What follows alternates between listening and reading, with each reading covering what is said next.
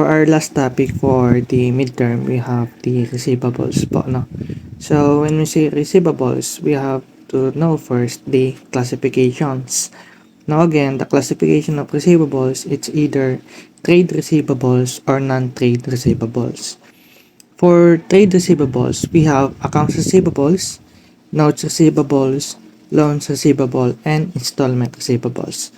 So, pag sinabi natin accounts receivable, these are you have the right to receive money even though walang notes na nakalagay. Now, pag notes receivable, meron yung promissory note.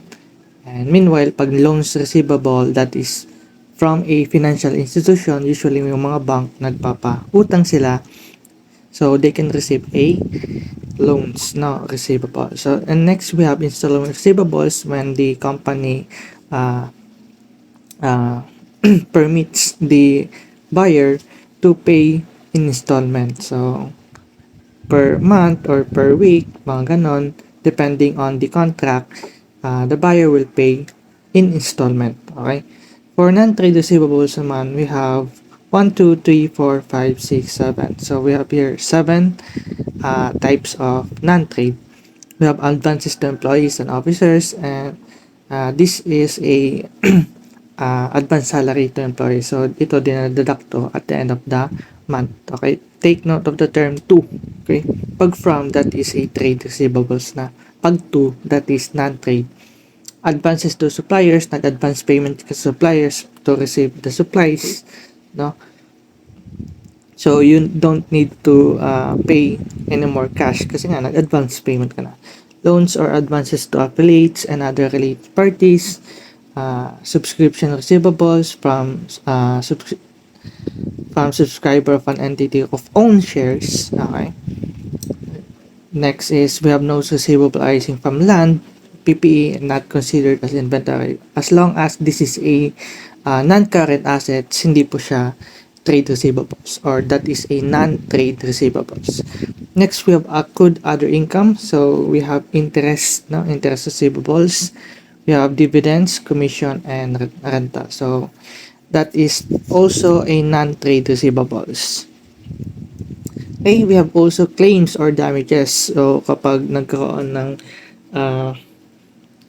accident, no, usually sa pag-operate ng business, and hindi naman yan maiwasan agad, or nagkaroon ng loss from the goods. So that is also a non-trade receivable. So for example, purchase of goods were lost in transit. Next, we have how about the financial reporting. For financial reporting, again, we have to classify them into trade and non-trade receivables. So ang isipin lang natin dito, if the classification is a current or non-current asset. So first we'll need to focus on the trade receivables. So these are always classified as current assets since these are collectible within longer the following. It's either 1 year or operating cycle. So kung alin yung mas mahaba, 1 year, or yung operating cycle niya within a year. And also, we have also non-trade receivables is either current or non-current. Kapag yung portion ng current assets na yung within 1 year from the reporting date, that is classified as part of current asset. Meanwhile, kapag beyond 1 year na yung reporting date, that is considered a non-current assets. Okay? So, madali lang to, tatandaan nyo lang yung yung date niya. If it is one reporting period or more than a reporting period. So, usually, yung mga 1 year, within 1 year, that is considered as a current asset, ito yung mga advances to employers or employees, officers, and suppliers, subscription receivable. Kapag collectible within a year, that is a current asset. Pero kapag more than a year, that is a reduction to equity. Okay? Tandaan niyo yan. Next, we have notes receivables, also classified as current assets. Accrued other income, yung kanina sinabi natin, yung interest, dividends, and other. etc. And claims and damages. Kapag portion naman beyond 1 year, that is usually advances to updates and other related party subsidiary non-current non-current in substance kasi ni-expect dito na yung affiliates hindi agad makakabayad no sa kanila. So that is a non-current assets. Next, we have initial measurement. So how do we measure the receivables? First, we measure at fair value, always fair value, no? For trade receivables with no significant financing component, yung initial measurement can be transaction price or the selling price itself. Nakikita nyo naman yan. Diba? Ang nangyayari dyan, you multiply by the discount, diba? Lagi naka-discount na yan. And makukuha mo yung net, diba? So, the subsequent measurement naman, yung net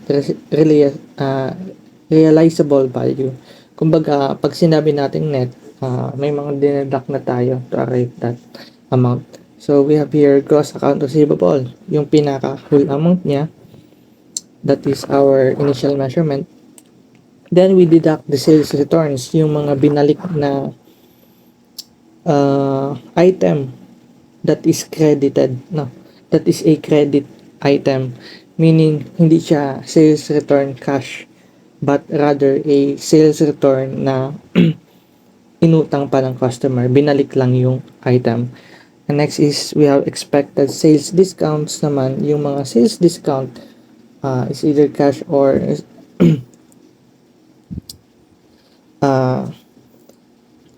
yung mga discounts na, yung mga promo para mabawasan yung item and ma-encourage yung buyer to buy from them. And also, we have expected freight out naman, yung mga freight terms na pinag-usapan natin para ma-deliver yung item. Diba, yung mga pagsakay sa barko, yung pagdala ng courier, that is a freight out.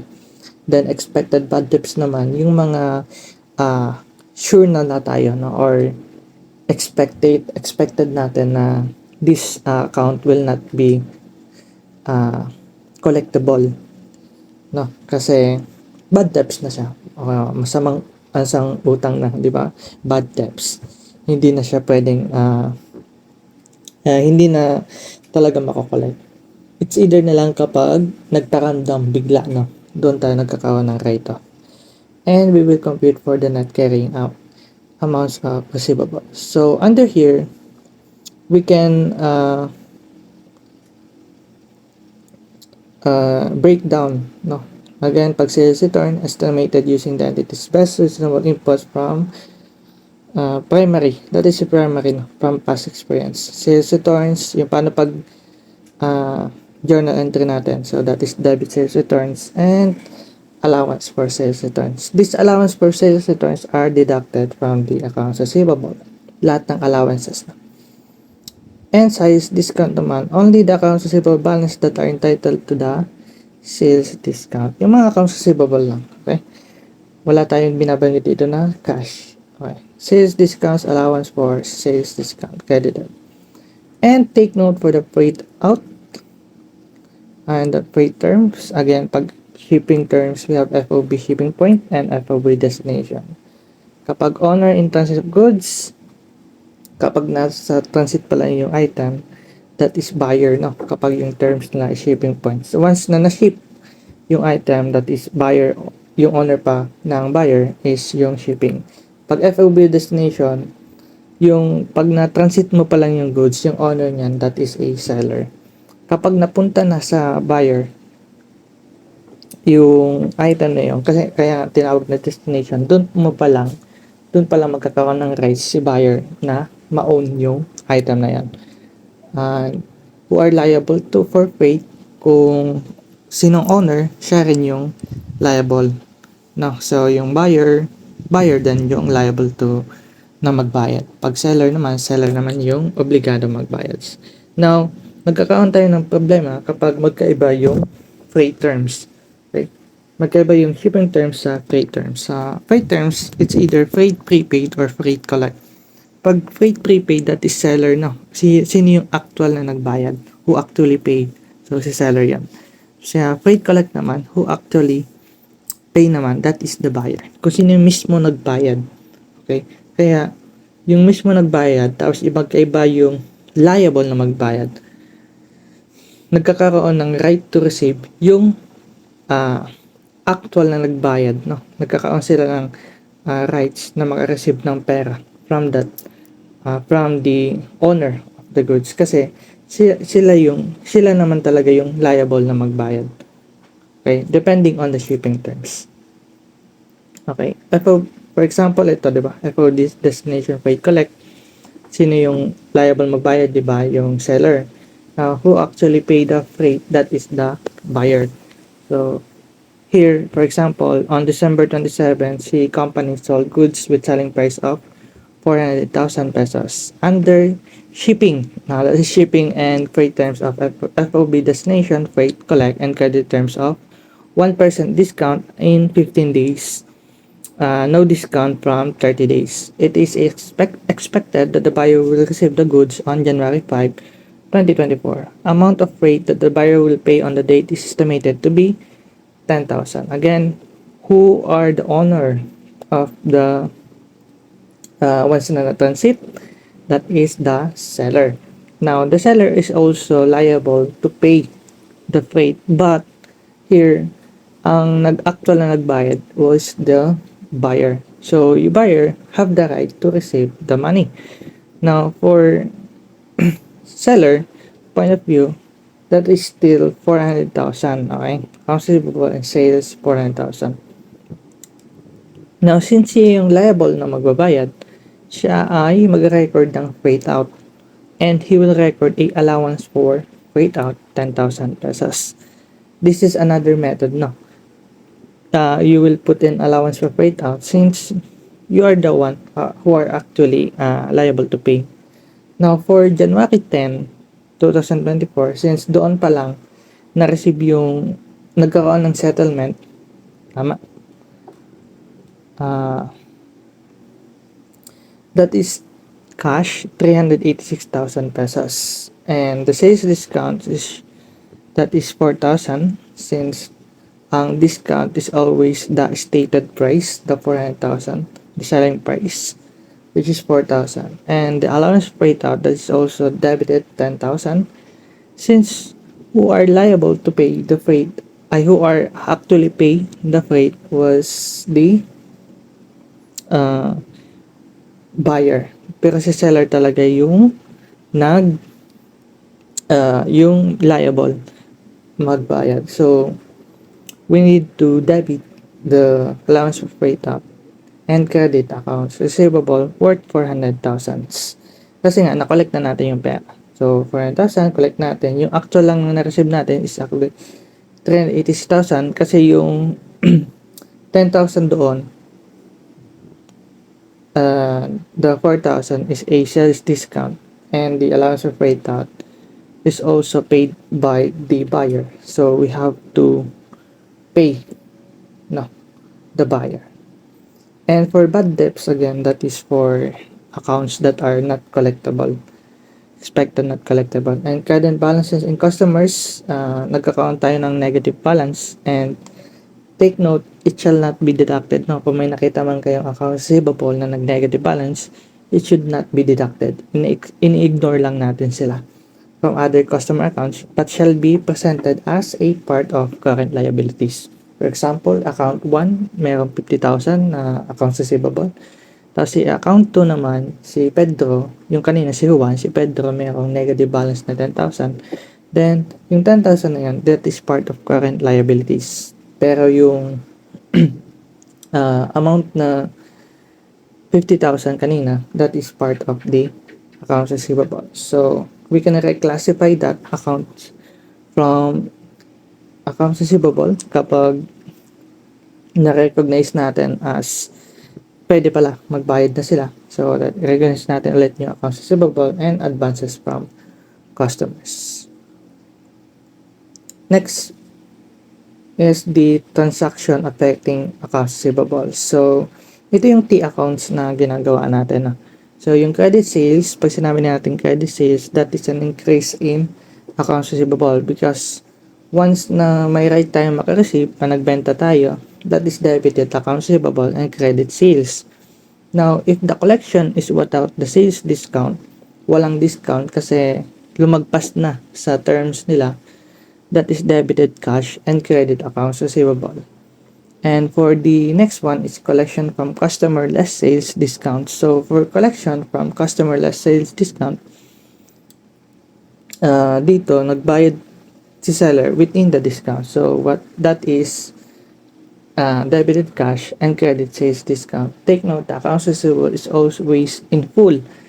No, nagkakaroon lang tayo ng pagkakaiba sa cash, no, sa cash kasi nababawasan lang yung ang pera na na-receive natin actually. So that is meron tayong contra account for sales, that is sales discount. And sales returns or allowances from unpaid credit sales, that is items that are returned by the buyer since nagkaroon ng defect yung item na yan. So, we need to debit again the sales returns and allowances. Babalik yung mga inventory natin. And we need to credit accounts receivable again kasi nga, malabawasan yung amount of money na kailangan na ma-receive natin. Ang right natin ma-receive. Kasi we are talking about accounts receivable.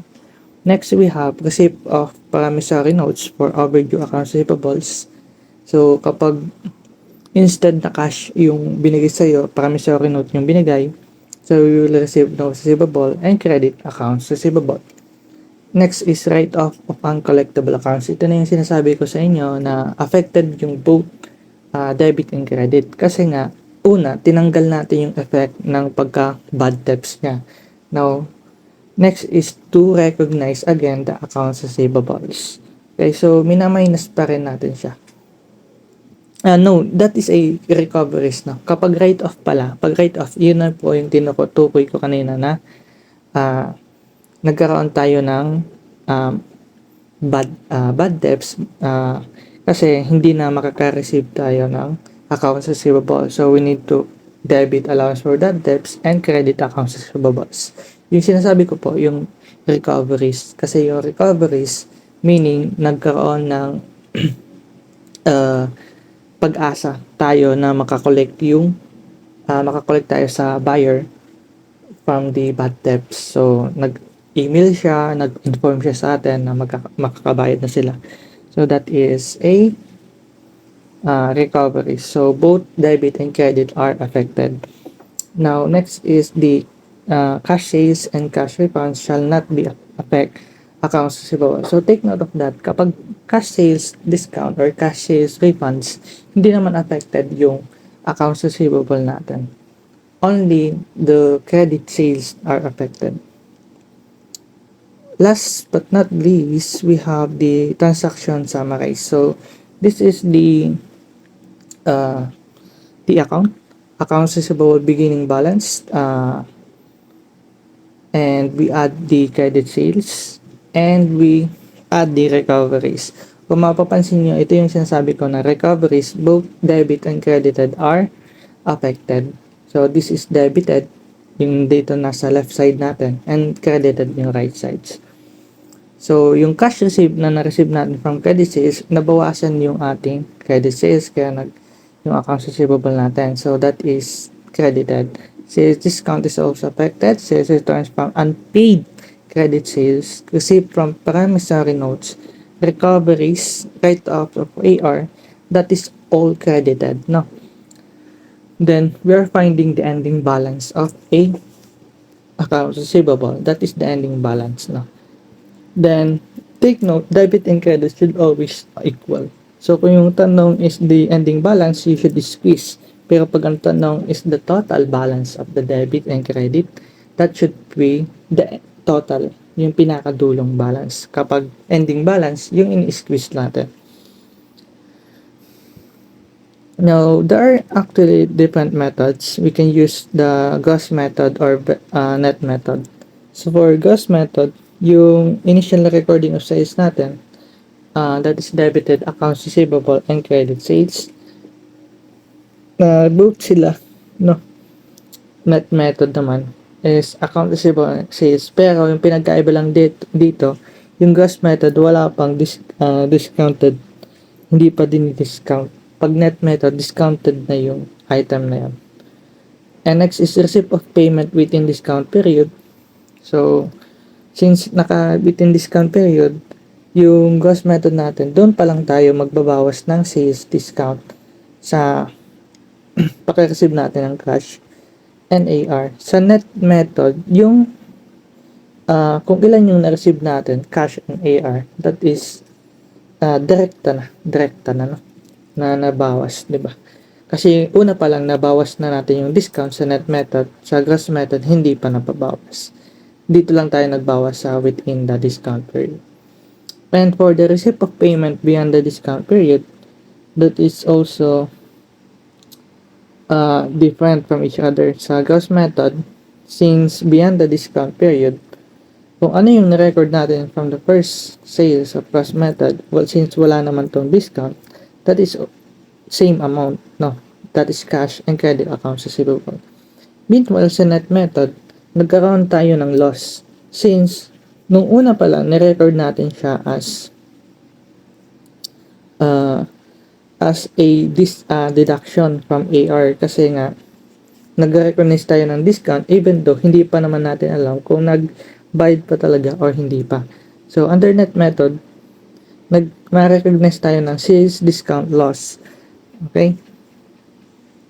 Okay, sales discount loss is not reported as income. So, excluded from gross profit siya. Other income siya. So, next. Okay. Yung sales discount loss, that is considered as an income from the seller kasi, di ba, kabawasan sana yon na pera ma-receive niya pero hindi tinanggap ng buyer yung discount. Kaya, yung sa sa point of view mo, income siya. Okay, next, payment within versus payment beyond discount periods. So, i-compare lang natin against kanina. Pag net sales amount, yung payment within, yung gross method is always equal the net method. Kapag beyond period na, yung gross method natin ay mas malaki sa net method. Naka-net na kasi, no? Okay? In terms of net sales amount. Kapag in terms of gross profit, remember, pag kinakalculate natin yung gross profit, that is the total sales minus the cost. So, that will equal to gross profit. So, yung payment na nagbayad tayo within, yung gross method natin is always equal to the net method. Pero, pag nagbayad na tayo beyond, nagbayad na yung buyer beyond, that is gross method, is greater than the net method. Sa other income naman, added to net income. Okay? That is payment within, not applicable since yung other income applicable lang sa net method. Okay? May payment beyond naman, gross method, that is greater pa rin yung net method natin kasi nga yung sales discount loss is reported on the other income. For the net income purposes naman, we are deducting the expenses na. Kapag payment within, equal pa rin yung gross method and net method. Pag payment beyond the period na, that is same pa rin sila. Gross method is equal to net method. Yung format natin, okay? This is how we calculate the gross sales. We deduct the sales discount. We arrive at the net sales, no? And we lost the cost of sales, cost of goods. We arrive for the gross profit, and we add the other income. We will arrive the net income. And we deduct the other expenses, no? Dinededuct dito yung expenses po. Okay. We deduct the expenses. We will arrive for the net income. Pero, hindi naman to lalabas siguro. Yung iba dito, no? Pero, mas maganda na tandaan nyo kasi yung iba dito, concept-based lang. Okay, thank you for listening and good luck.